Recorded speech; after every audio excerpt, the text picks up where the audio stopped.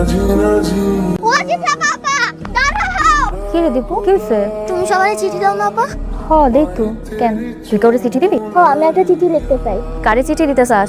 আমার আব্বারে। তোর আব্বা না মারা গেছে? না, আমার আব্বা মারা যায় না। আমার মাই কইছে আমার আব্বা বলে আল্লাহর কাছে আছে। তুমি কি আল্লাহর কাছে আমার বাবার চিঠিটা দিতে পারবা? কি লিখতে চাস চিঠিতে? আমি চিঠিতে লিখতে চাই, প্রিয় আব্বা তুমি আমাদের বাড়িতে আসো না কেন? সবার আব্বা বাড়িতে আসে, তুমি বাড়িতে আসো না কেন?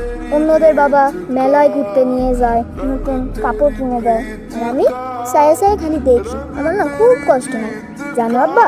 আমার না কোনো নতুন জামা নাই, আশায় বসে থাক কবে তুমি আসবা। জানো আব্বা, মায় না তোমার জন্য প্রত্যেক দিন কান, দাদিও কান।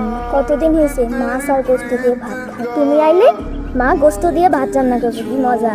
তুমি তাড়াতাড়ি চলে আসো আব্বা, আমরা একসাথে খামু, ঘুরতে যাবো, অনেক মজা করবো।